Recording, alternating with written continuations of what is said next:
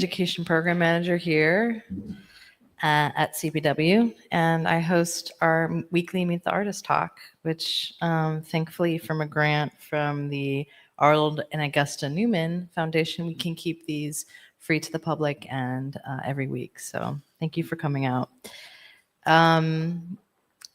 I will just make one or two announcements. Housekeeping, restrooms are on the second floor. Best way to get back there is there's an elevator through the back or there's a back stairwell. So if at any time you need to use that, feel free. Secondly, we are gearing up for our photo book and zine fair, starting on Saturday. So we'll actually be back here in this space starting at 11 a.m. on Saturday. I believe one of these slides talks about the two panels that we'll have, but we'll be joined, as you can see, on Saturday, August 9th from 11 to 12:30 p.m. We have one panel, and on Sunday we'll also be here again from 11 to 12:30 p.m. with another panel featuring some. What's the problem? I don't know if it could be just me, but everything's just sort of flowing together. I'll slow down. Thank you, Betty. Putting it on the list. I'll also speak more into the microphone. So I'll just go back through that. We're going to be here. We'll be joined by many artists participating in two different panels. On Saturday, we'll be joined by Kiana Mestrich, who will be moderating a conversation with Ernest Davis, Kim Weston, and Keisha Scarville. So that'll be great, decolonizing the photo book. And then that'll flow right into the opening of the fair, which will run from 12 to 6 p.m. up on the second floor, where we'll be joined by over 30 exhibiting artists, publishers, small press. So if that's something that interests you, I would suggest coming out. There's also going to be delicious food for sale and a zine room for all ages. So if you're interested in making a zine, or you're bringing kids, or just if that's something that you want to do, that will be running also from 12 to 6 upstairs. And then again on Sunday, same thing, except we'll be joined by 10 by 10's Russet Liederman, who is the one of two who runs 10 by 10 photo books, and she is the co-editor of the Flashpoint protest in print 1950s to now, which is the reading room behind me. And she'll be moderating a conversation with photographer D'Angelo Lovell-Williams, Marriott Pathy Allen, Ashima Yadava, and one of the writers from the book, Kiwi Handley Byrne. So that's all free. Please come out. It'll be very fun. But why we're here tonight is to welcome the incredible artist, Spandita Malik, who is also not coincidentally, featured in the exhibition in the back called The Rose. So if you haven't gotten a chance, please stick around, take a little walk back there and check it out. Spandita Malik is an Indian visual artist based in New York City whose work spans photography, textiles, and social engagement. Through collaboration with women across India and the use of traditional embroidery practices, Malik explores gender, authority, and representation. Her process-based interventions challenge the dominant power structures of documentary photography by creating space for shared authorship and storytelling. Her work has been shown at institutions including the Kemper Museum of Contemporary Art, Halsey Institute of Contemporary Art, 21C Museum Hotels, Robert Mann Gallery, Jane Lombard Gallery, and the Sharjah Art Foundation. Malik's practice has been recognized with awards such as the V&8 Parasol Foundation Prize for Women in Photography, Google's Creator Labs Photo Fund, Women Photograph Project Grant, the 30 New and Emerging Artists Photographers Award, and FOCO Photography Fellowship, and the Firecracker Photographic Grant. She has completed residencies at Lightwork, LMCC, Workspace, Baxter Street, the Camera Club of New York, CPW. We actually met during pandemic, right? Oh, such different times. Charlotte Street Foundation, and the PES Feminist Incubator. Her work has been featured in the New York Times, The Guardian, The Washington Post, The Times UK, British Journal of Photography, Courier International, Vogue India, Marie Claire Korea, and more. She received her MFA in photography from Parsons School of Design in 2019 and is currently an artist in residence at Silver Art Projects at the World Trade Center. Can we all give Spandita a warm welcome?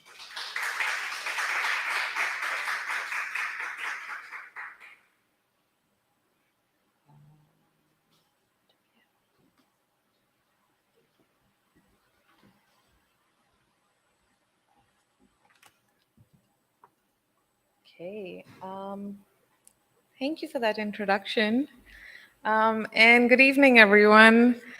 I am actually very honored to be here today and be a part of the Meet the Artist series to share my journey and my practice and to sort of reflect on the power of photography, collaboration, embroidery, and storytelling with you all.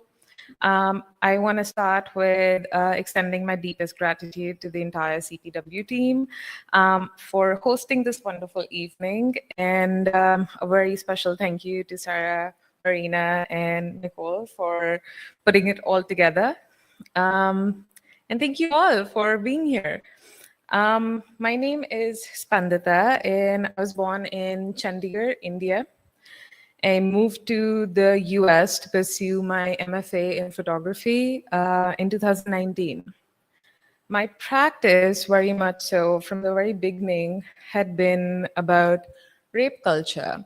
And I didn't move to the States sort of thinking about building my practice around rape culture, but it sort of happened in a very organic manner as it was my first time leaving, not the first time leaving the country, but like living abroad for the first time and sort of understanding the nuances that surrounded safety and how I felt as a woman in the environments that I felt safe in, that I never felt safe in, like walking back home on the street, maybe at 7 p.m.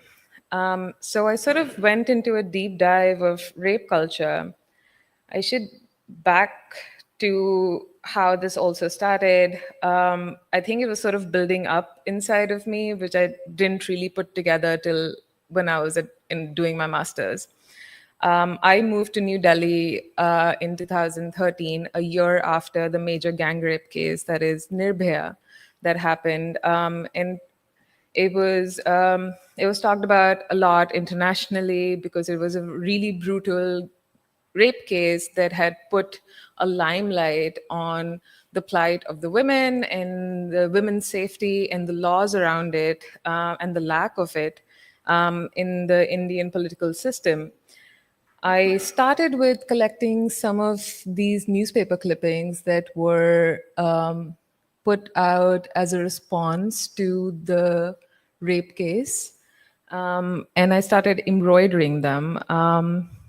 The one here is a female chief minister of Delhi, where the rape case actually happened, saying one should not be adventurous being a woman. Another politician saying that rape is right, sometimes it's wrong. This sort of led me to putting together journalistic laws around rape and gendered violence in general. How do we talk about rape? What do we talk about when we talk about rape? Are we talking about the survivor or the victim? Are we talking about the person who the perpetrator of the rape? How we portraying the gender, how we portraying the person's religion? How do we generally talk about rape when we talk about rape? So I started taking all of these newspaper clippings again, and which were reporting rapes in Delhi at the time, and I started going in and editing it down to the way that the reporting was more about not about how the girl was wearing a short skirt and walking down the streets. That's why she was raped. She was walking down the street at night. She took a bus at night. She took a bus with a boyfriend. Not those things what are we really talking about when we're talking about rape? Are we talking about how society is flawed and how we are raising our sons to respect women is completely flawed? Or are we really talking about women having just a little bit of free will being the reason they're raped? I moved forward to sort of more journalistic laws around rape, and this was 2018 when I made this work. And at that time, there was another very brutal gang rape case that had happened in Kashmir, and it was named Asifa Bano. It was an 8-year-old girl who was brutally raped and murdered to send a signal to the Muslim community. And what I found from all of these rape reportings around this particular case was that they printed a photograph of her corpse, of the child's corpse, in the newspaper, and it was online and it was everywhere. And I went back to look at the 2012 gang rape case, and I found that the photograph of the corpse of Jyoti Singh was online as well. It was printed in the newspaper. And then I went into looking into journalistic laws around it, where it is illegal in India to print photographs of the corpse of any person because you cannot take permission from them. And I was also reading about the philosophy of photography at that time, very much so reading about death and the photographs of death. And I sort of put it together with how photographs of death have lived in my family, in like family homes all the time. In my house, a photograph of my granddad always hung with a garland around it, which my mom would like, replenish. And as soon as they would dry up, like put new flowers up. And it's a way of like having your ancestors live with you and sort of pray to them and know that they're looking after you.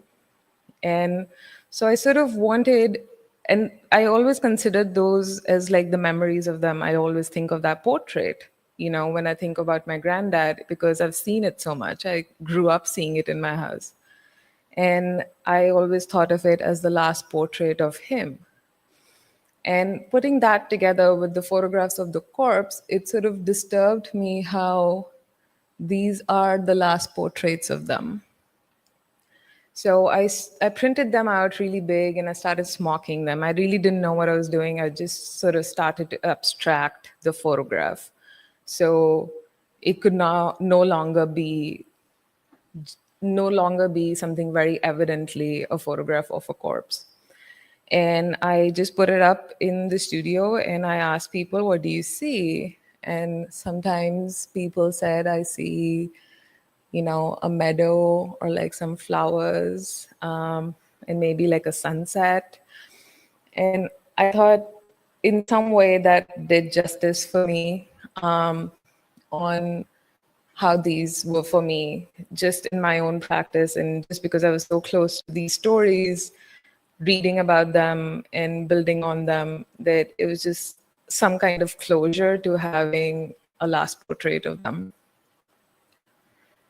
I went a little bit deeper into the documentation of rape, and I did this performance piece where I started to put together the word rape in Hindi and started writing it on a piece of fabric, the number of times rape was reported in Delhi that year. And as you can see from left to right, the number substantially increased. It went from 572 to 2,199.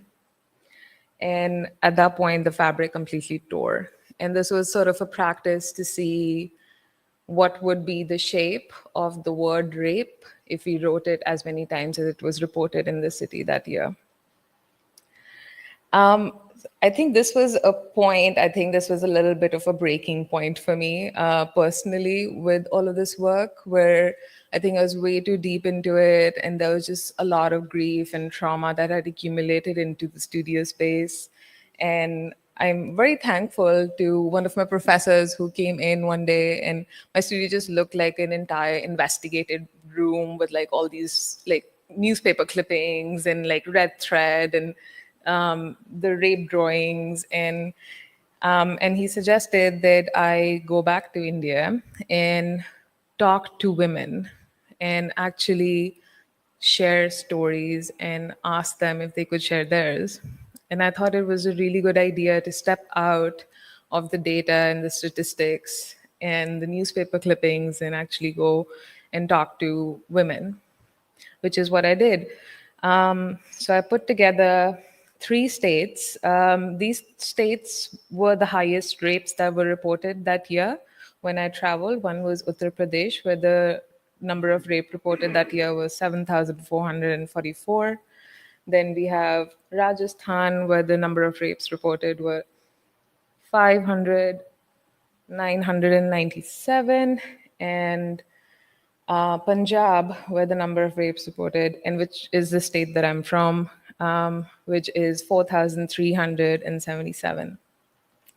So I decided to travel back and work with non-for-profits that were working with abuse survivors, supporting abuse survivors, started to sort of document women who are in the centers. I started to teach their kids photography on disposable cameras. And it was really a really fun exercise. And I'm trying to continue this practice in the field every time I go back.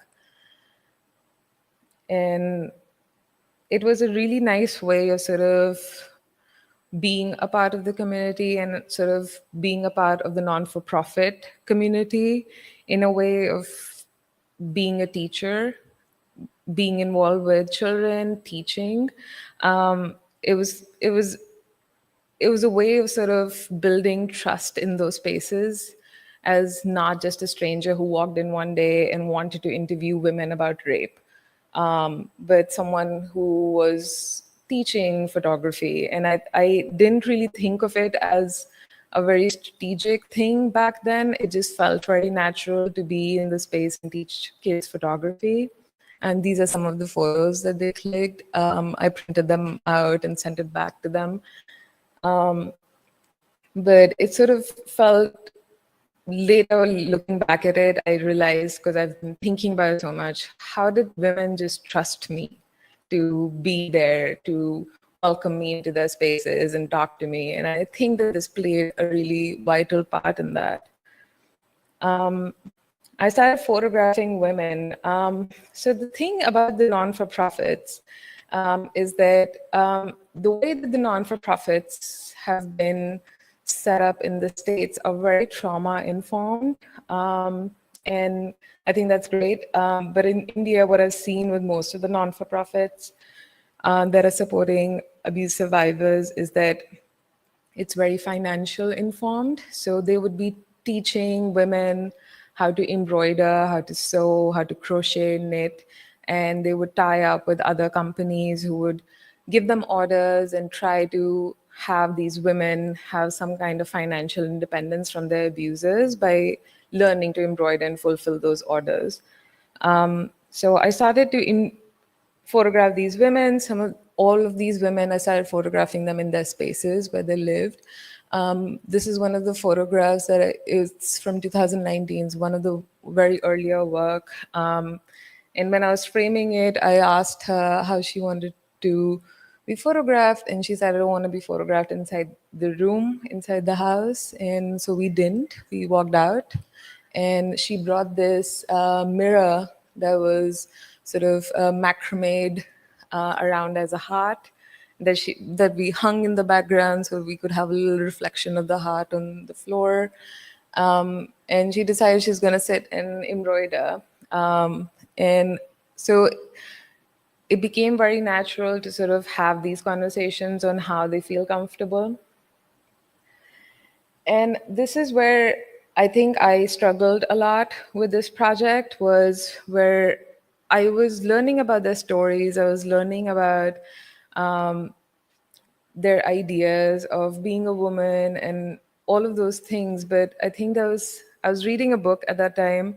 Um, I think that influenced a lot of this. But I was thinking a lot about photography in general and how women in India, mostly of the global south, have been portrayed in documentary photography for the longest time. I think that I mean, even without like explaining it, if I just ask you guys to like Google documentary photography of India, you will see photographs that are highly beautiful, aesthetic, and high contrast photographs of very poor people to sort of create this myth and idea of what the global south looks like. And it's a sort of representation that has been created over and over by a very much colonial gaze. And all of these projects, if you also look at who photographed them, are not going to be any of the Indian photographers. They're all photographers who came from outside and did huge documentary projects and sort of left. The idea of photography for me is complex because when I grew up, I looked at those particular photographs without any critique. I looked at those photographs as the most beautiful photograph that if I could ever make a photograph like this, like I'd be a great photographer. It was sort of just like the epitome of photography for me. All those National Geographic photographs of India. And when I was doing this project, I was thinking about photography very seriously at that time and the philosophy of it. And I realized something that was inherently flawed in the way that I thought of photography, which was that I had a major colonial hangover and I really needed to get over it. I could not be photographing these women in the same aesthetic choices, in the same way of representing them.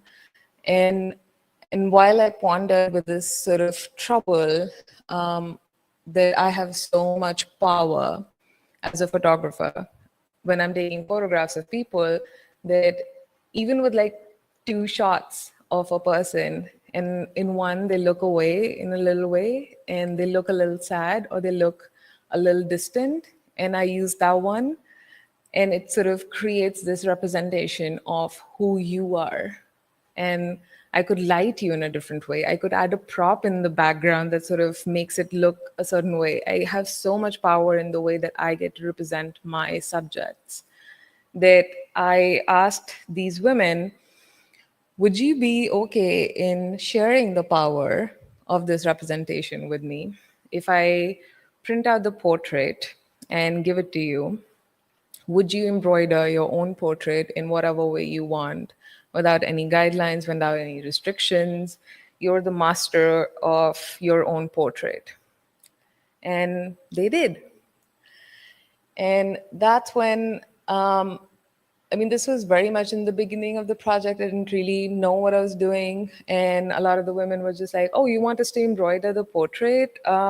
Okay. And I slowly started to see how a lot of the decisions that they were making in the way that they were embroidering their portraits, they were taking control of the image. They were taking control of what they wanted to be seen, how they wanted to be seen.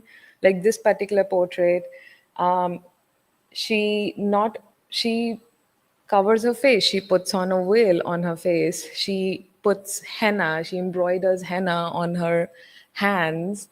And she embroiders the scarf that is around her. She puts a little border around the portrait. And on closer examination, I found that she not only put a veil on her face, she also embroidered her face underneath it. And And if you look very closely, there are three shades of thread that are used so she could give highlights and shadow. And I thought it was just impeccable how these women were really taking control, not just of decisions of how they want to be seen, but also aesthetic choices on how they want to be seen. This is Nuzhat Parveen. She is one of the oldest women in the community that I met with.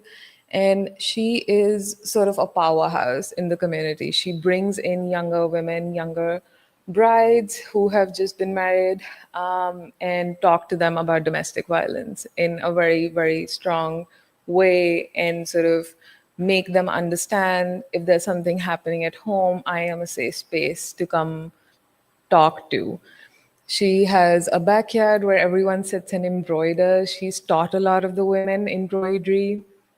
Um, and also, when she sent back this portrait, as you can see, some of the emulsion has like washed away from the portrait. And I asked her, I was like, oh, what happened? And she was just like, I didn't want to send you something that was dirty. So once I embroidered it, I washed it and then I ironed it. So as you can see on the right hand side, there's like a lot of like parts where you can see that's like an iron mark. I've been thinking about embroidery a lot and the way that women have inherently been doing that. I wrote this at that time, which is there's always been a sense of legacy being passed amongst women through this language of embroidery and handcraft, inherited by generations of women and passed along to break the oppressor by simple but significant hand movements captured on fabric, written in thread. I continued to work with women. I went back after graduation to sort of photograph more women, and I, at this point, was able to print out the works larger. The work that is back in the show, if you get a time to see it, was from the very first time that I started doing this work, which I was printing in the villages as I was photographing. And the only option I had for printing in villages was Xerox machines or photocopy machines. And so I was printing on A4 size paper and sort of putting them together to create the bigger image. So the one that's in the show here in the rows is sort of put together with pieces of paper. By this time, I was printing a little bit larger. I was able to talk to the women and figure out what they were comfortable with. And I think they also sort of saw each other work on their portraits. They got more comfortable with embroidering on the surface, and they got more creative. They got more, and I think I had graduated, so I was also not like, oh, I have thesis, so I need the work really fast or something like that. So there was a lot of time. There was no deadline of any sorts, and it's never been like that ever again. There's no deadline. So sometimes the women take like 2 years to embroider their portraits, and it's totally fine because that's what the practice has grown to be. This is the portrait that I had taken the same year in 2020, and sorry, 2019, and the work got completed in 2020. When I photographed her, I remember asking her, walking into the space, how do you want to be photographed? And she's like, I want to be standing. This is the room that like works really well for it. And as soon as like she was done talking about like where she wants to be photographed, she said, oh, by the way, that's the photograph of all the men in the house. And I just smiled, and I thought it was so interesting that she pointed that out of all the things in the room. And while I set up my camera in a way that I could get the whole room, including the photograph in the frame, she brought in this little rug from outside to stand on. So as you can see with all of the conversations that we're having in building the photograph, that it is sort of a collaborative curatorial curation of the photograph as well, where they're very much telling me how they feel comfortable and how they want to be seen. And yeah, when she embroidered the portrait, I always laugh when I look at this particular one, because I think it's just so interesting that the way that she embroidered the three women around her, she almost gave herself an army. And I always feel like I never know exactly how she wanted it, like intended it to be exactly, but I know in my heart of heart that it's almost like a competition to the photograph above. Well, these works stayed in like an underground studio that I had at that time as a very young artist. Um, it got displayed in a solo exhibition at that time. I was very happy. This was um, just to have the work out in the world and to be seen during that time. But the pandemic was also a really interesting time for me in the studio because I am a field photographer and I was not able to go back home. I was stuck here in the States. And so, can everyone hear me okay? I feel like I keep going back and forth. Okay. Um, so I started to put together photographs that I had, like all B-roll footage from all of the times that I had visited everyone in the field, and I started doing this particular project, which is sort of an idea of having memories or a longing for home, and I started doing sun printing technique over embroidery where it's sort of like a cyanotype technique, but it's like in multiple colors. So I was playing around with the idea of layering.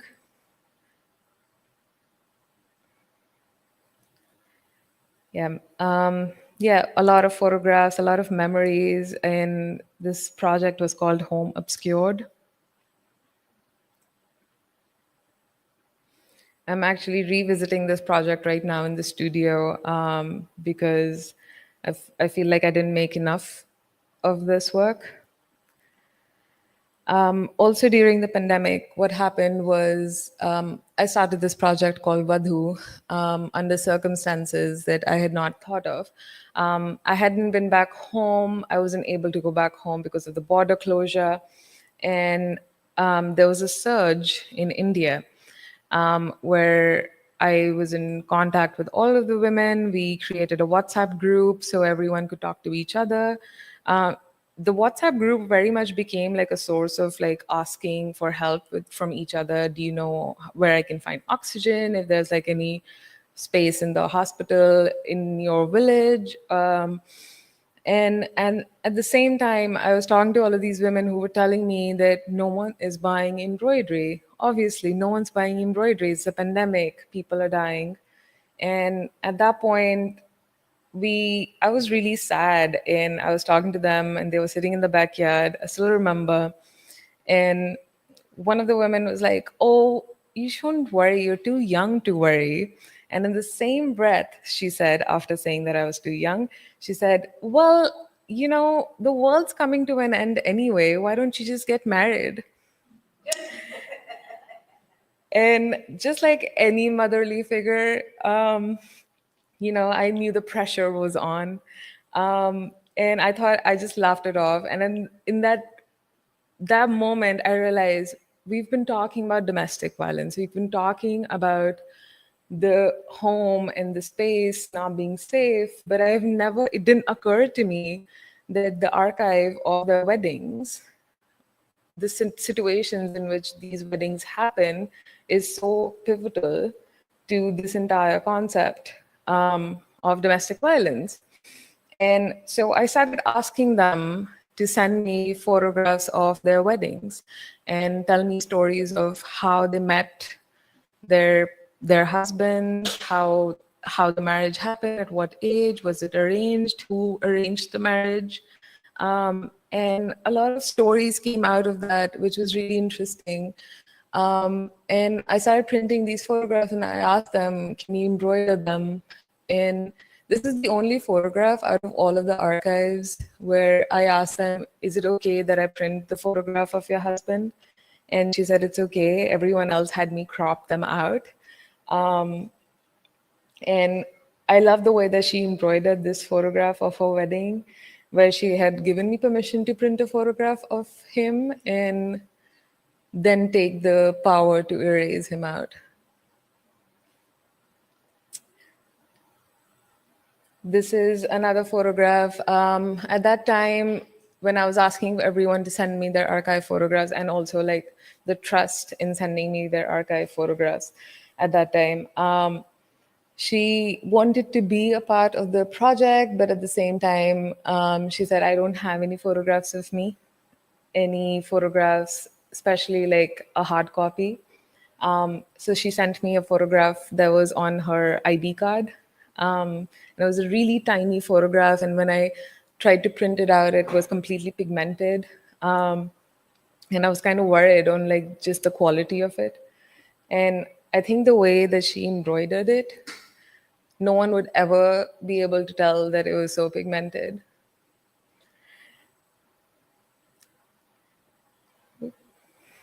I continued with this project towards till the end of pandemic. I was still stuck in the country. It was around 2.5 years at that time. And we kept sending photographs back and forth. I kept making sun printings in the studio at that time.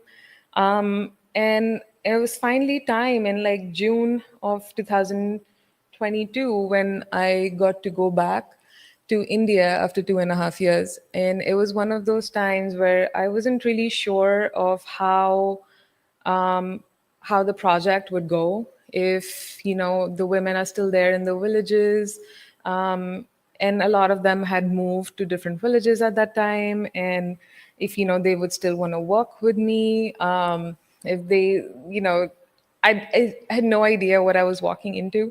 And it was nice to meet my family after 2.5 years. And at the same time, when I walked back into the villages, it was so nice to see everyone. And I was sort of greeted just like a family member you haven't met in such a long time. And I think the community, when I started this project, was very much me as a student doing a project in the field, with my camera and documenting everything. And it became more about the women that I met and what that meant and what community meant. And when I say, like we shared stories and I interviewed them, it just feels so robotic to me. But the reality is just so much more. These women have become very much like my motherly figures at this point. They have so many jokes at my expense every time in the field. They've seen me grow as a photographer. They've seen me not know how to put lights properly to now know how to put lights properly or work with different rooms. And they've seen me grow as a photographer as much as they've seen me grow as a woman. And while it was difficult to build those trust spaces in the very beginning, because I think that women have a space between them that is a lot of trust, because there's a sense of, you know what I've been through, and I know you've been through that too. And I think that sort of builds a common place to begin. And I think these spaces are only known to women. To my surprise, when I walked back into the villages, I was doing my photo walks in the morning in the village, and I met with women who came to me and they're like, oh, we know about this project. I know that you're working with this one on this project. I want to work with you too. I want to talk to you about my story. And the project has just grown so much while I was not there, that this sort of network had already begun to form. And as I started meeting all of these women, all of these new women in the community who already knew about the project, they wanted to share their stories. It felt very organic the way that the project had become its own. I named this project Jāḻī, Meshes of Resistance. Jāḻī is a word in Urdu and Hindi, which means a mesh. In architecture, it's sort of like a covered screen that filters lights, revealing and concealing at the same time. But for me, it has become a metaphor for the lives of women in domestic spaces. They're present, but they're veiled. They're essential, but they're overlooked. The idea of the Jāḻī became central to how I began to think about resistance and visibility of the work, and also just the network of how the women came to the project. This is a photograph of Naushad, who's also a part of the community. And while I say that, the community had grown, I also want to sort of talk about a little bit about when I had met with the women and I was asking them to embroider. They always asked me, is there a particular pattern you want me to embroider? Is there a particular block print that you want me to repeat? And it was basically sort of, the conversation was very much about how craft works in just an order that needs to be fulfilled. But I think over the years, I've been thinking about the language of craft and how it's sort of woven into women and our lives in such a peculiar way. Like, I learned how to embroider from my mother, and she learned how to embroider it from my grandmother. And I remember sitting in the backyard every Sunday, when my mom's given me like some peanuts to like open and eat, and like, someone's like, my dad or my mother or my grandmother, someone's like cutting up a apple for everyone to eat. My mom's doing my chumpy, like putting oil in my hair and everything, and I'm sitting and embroidering, and that's just a part of women sitting in circles and doing a lot of million things, but also embroidering. But I think in India, embroidery has often been confined to the realm of craft, and it's like it's decorative or domestic. But here with the women, and the way that they have started to embroider these portraits, it has started to become an archive of resistance. They choose the colors, they choose the stitches, and it's slow and it's deliberate and it's deeply political. And I can go into like depth of each and every work because there are just so many stories related to how these photographs are constructed, why there all of these signs and signifiers present from my end, from their end into the photograph and putting it together. And also the intimacy that I have found in these spaces.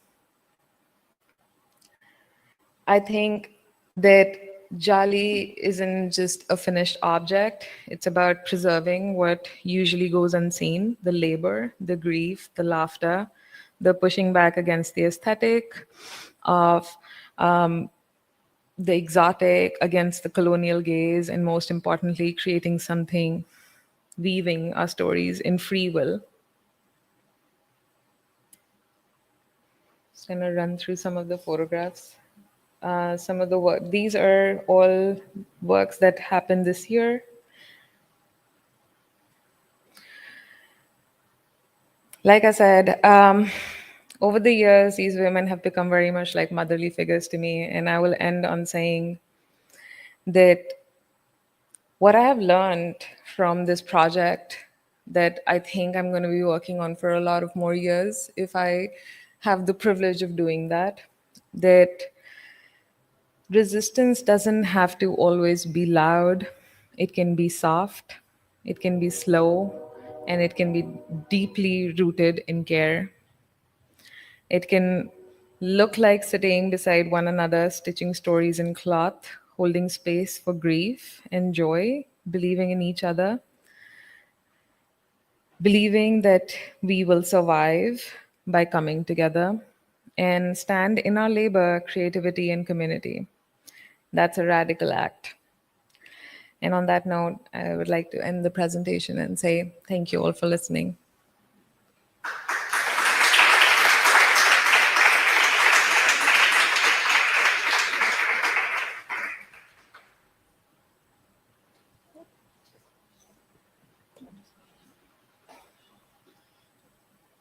If you guys have any questions, I'd be happy to answer them. Yes. Hi, they're lovely charming portraits.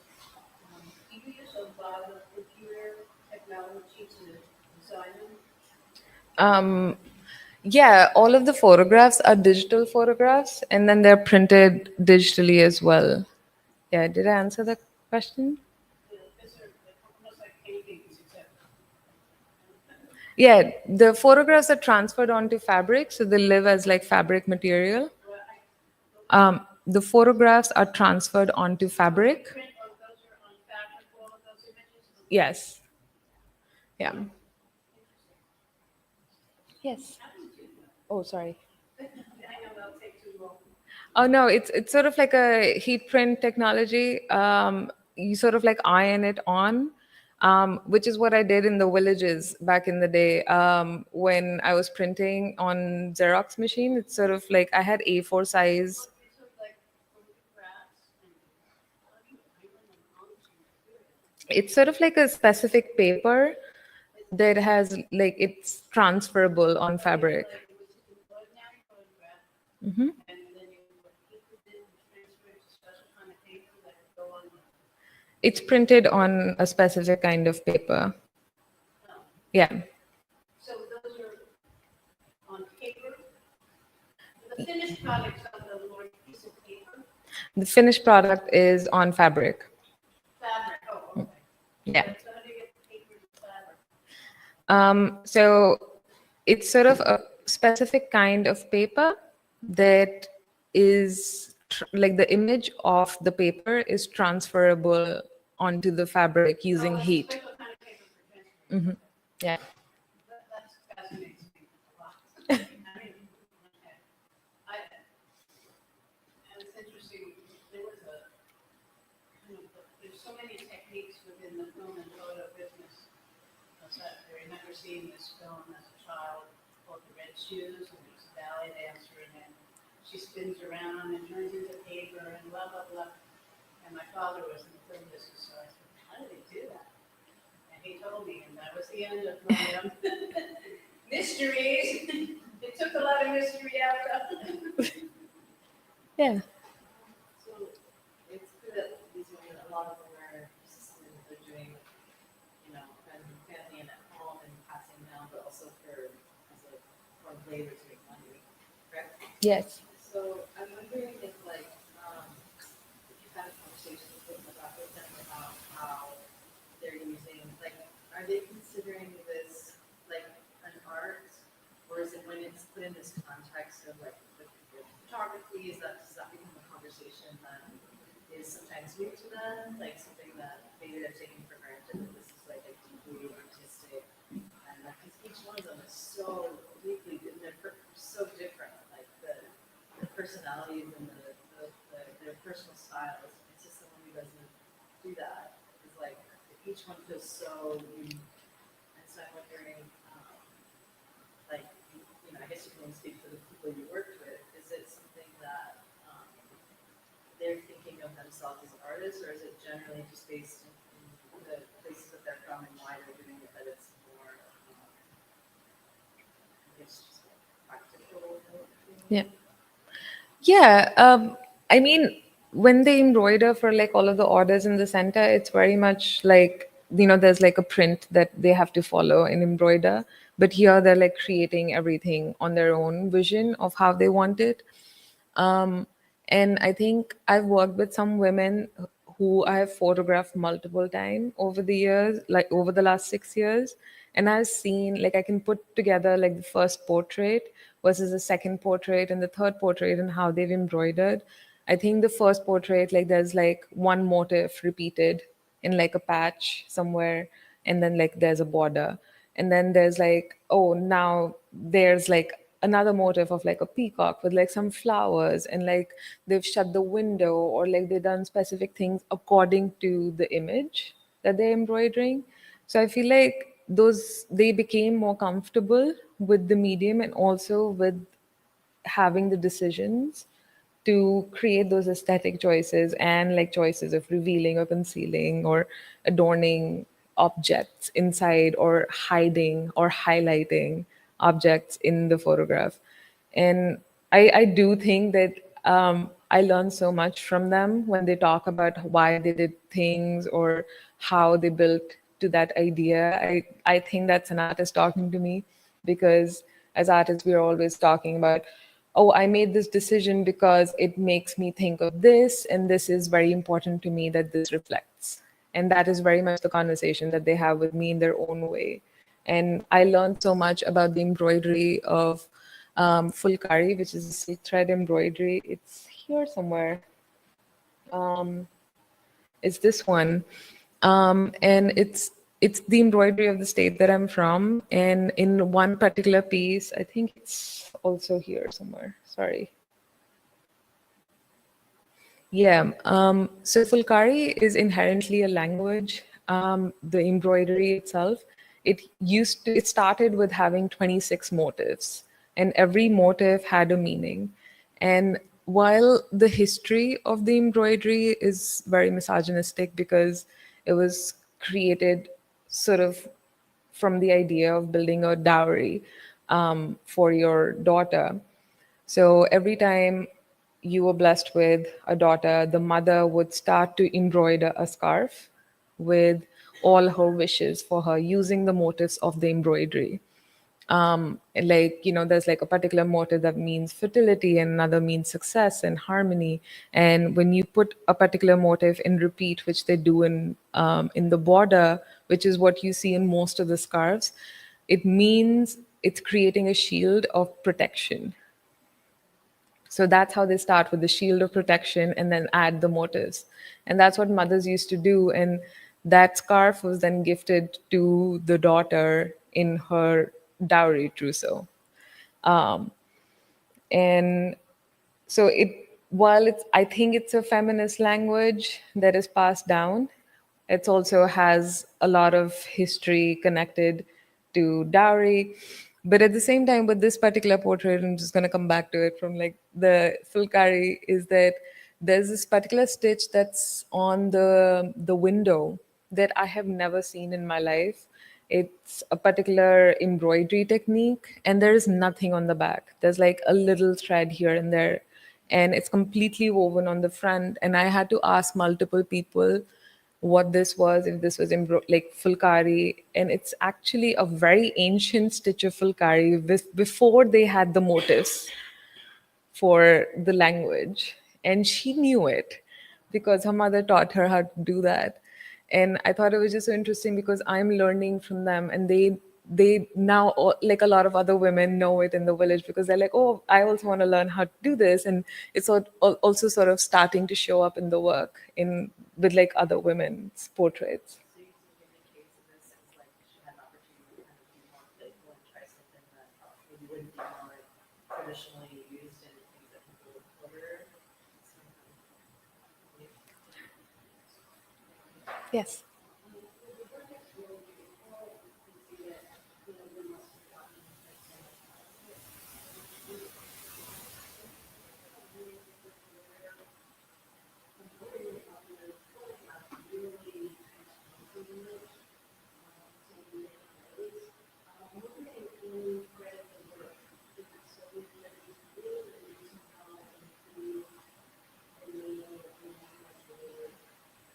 Yeah. Okay. The answer for that question, if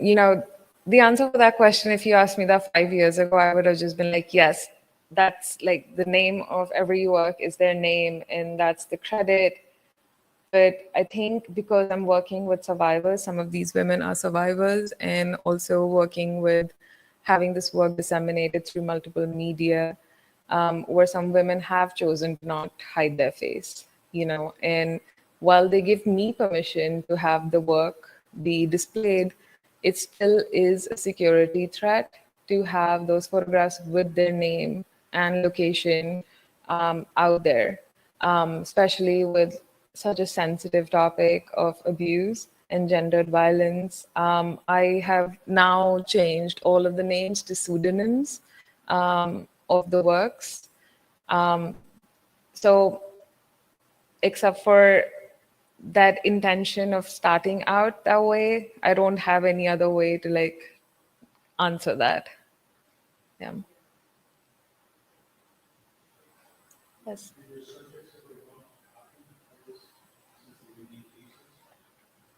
Yeah, I have printed out the photographs and given it to them, framed and given it to them. Multiple of the women.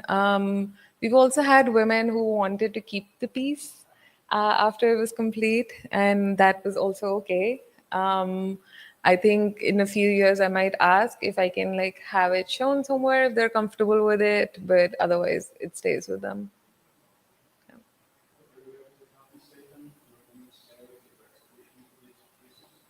Yes, yes, it was a very important part for the project for me to also be able to financially compensate them I think when I started out as a student, I was just like, well, this is all I have, so let's figure it out in some way.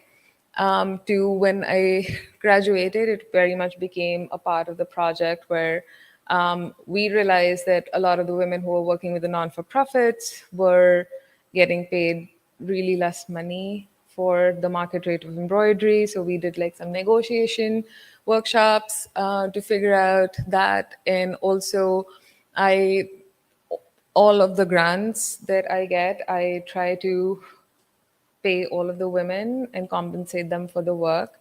And the reason I've created a system of paying the women and compensating them before the works are ever shown or sold or any of the other things is because that I want to make sure that they are compensated for their work, regardless of what happens with the work, if it just stays in my studio for the rest of my life or not.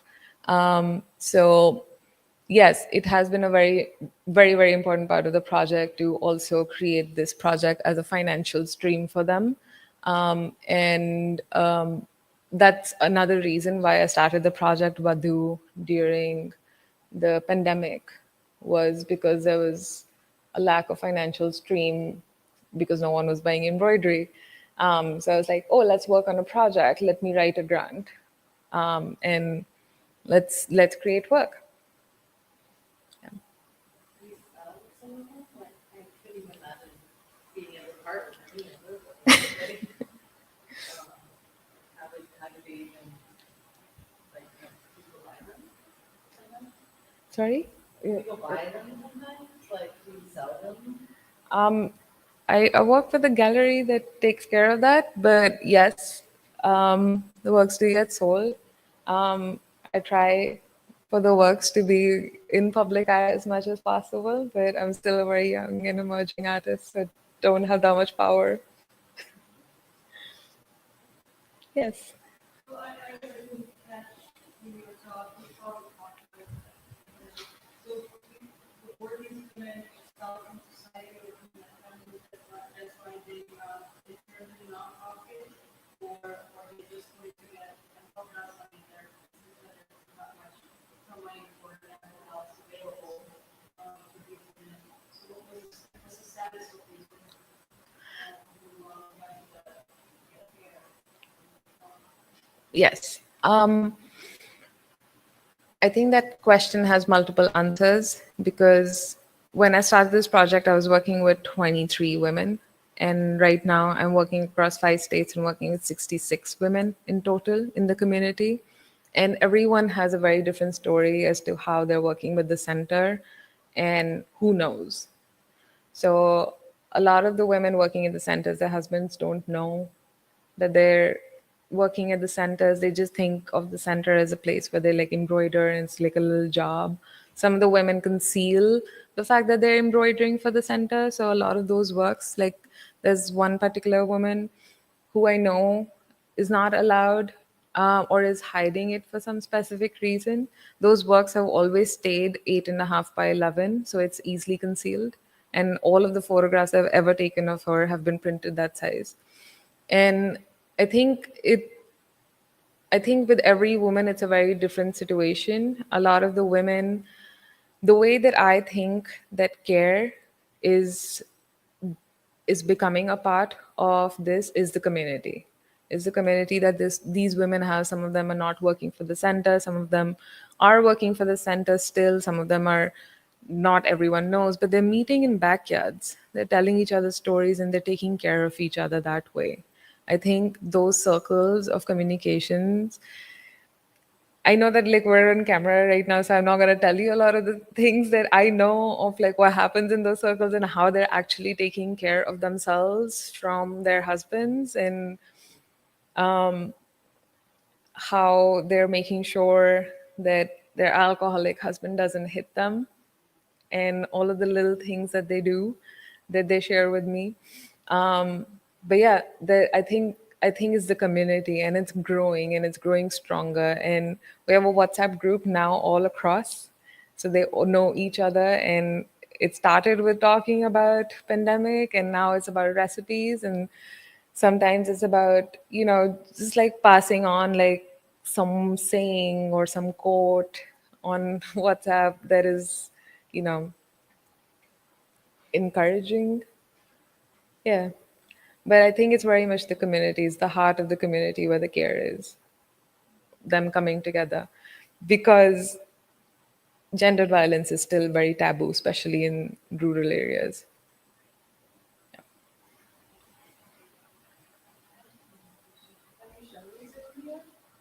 No, I have not. I have not been able to show these works in India at all. Um,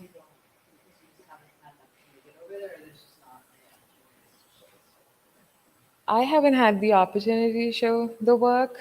I don't know. I hope that happens. I would love to show the work in India. I would love to show the work in India and actually talk to the women and ask them if they're okay with it as well. Um, all of them know when the work goes out on any of the show, even like the one back there, like she knows. And they have photos, and we have like a little celebratory moment and like conversations on what is a gallery and why is that different from a museum. All of those sort of conversations happen. But it's exciting that the work goes out and it's on walls, and that's sort of a world that they didn't know existed. And it's exciting, but at the same time, I would love anyone who knows anyone. I would love to show work in India. Yeah.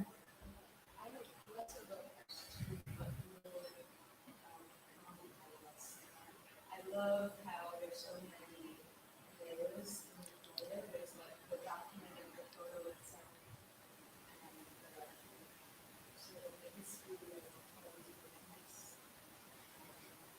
Yeah, so interesting. Like there's so many things happening at once. And it feels a little bit like a portal, like to the past, the history of the ability. Also thinking about textile industry and how it can be so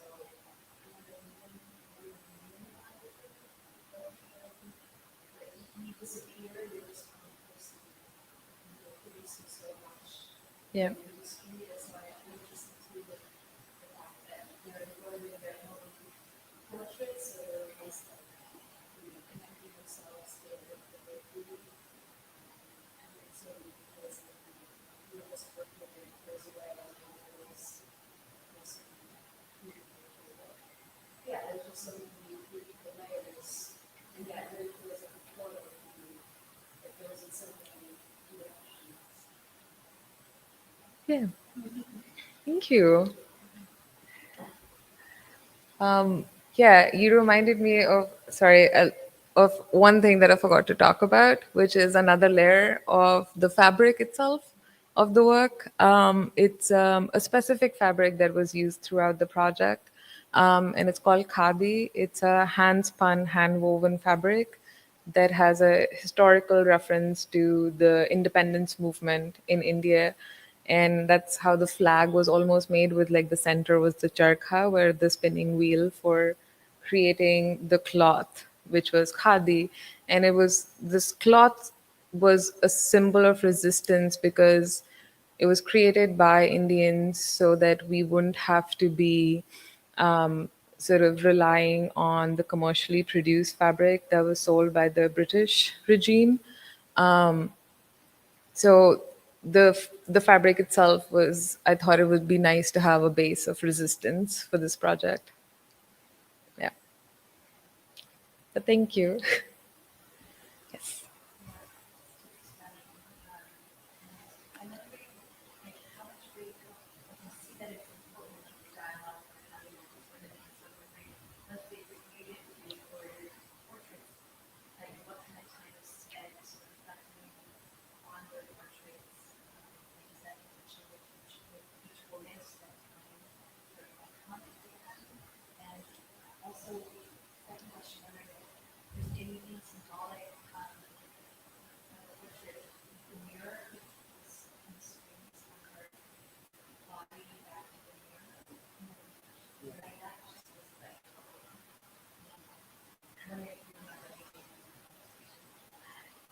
Yeah, I think for this particular portrait, I think with any photographers who are sort of working in a documentary setting, I think you always need to like humble yourself. I think I've had to humble myself a lot of times in the field where I walk into a space where I'm like, oh, I'm going to take a portrait of you.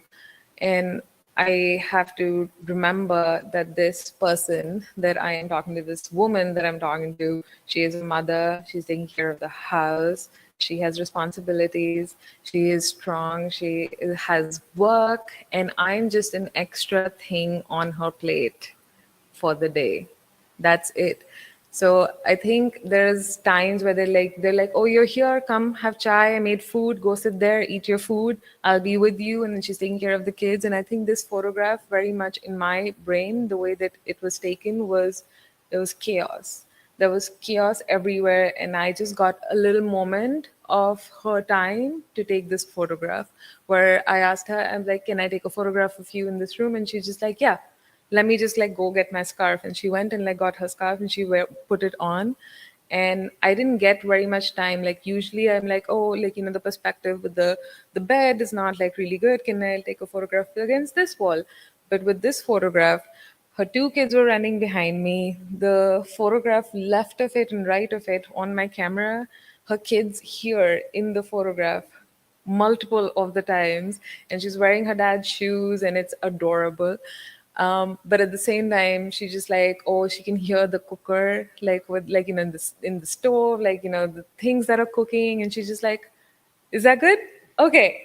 And then she's out of there. And it's very much, sort of understanding that you're here to take a photograph of them and this is an extra thing for them. And I think a lot of women would like sort of identify with this sort of like chaos and taking care of so much all the time and carrying all of that all the time. And I think with those spaces, I also have to like humble myself where I'm like, you're not the center of the world, your project's not the center of the world. And so, yeah, that's what this portrait reminds me of. And I think with her attaching herself to the reflection was very much like the second thing that I thought of when I looked at it. For me, I was just like, oh my God, the way that she's embroidered the floor, she like corrected the perspective of the photograph. Um, and because in my head, I'm just like, oh, this is the only photograph I got of her in all of this chaos. But I think I think the way that they get to spend time with the work and the way that they're like, oh, this would be so interesting. And I think, I don't know if they know how many of references to like paintings I can make out of this, but I don't know if they know that.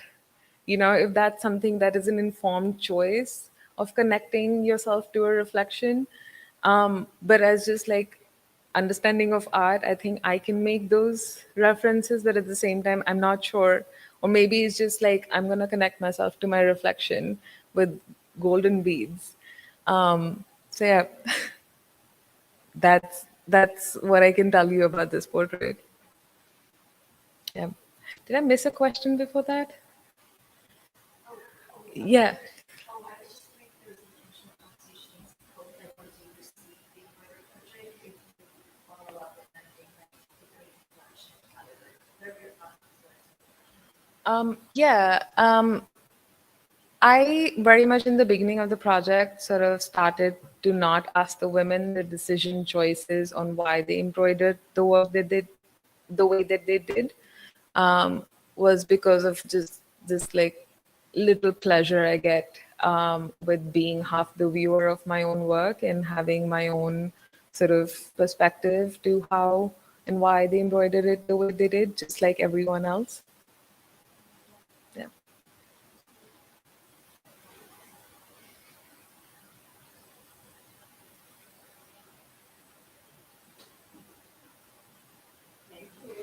Thank you all.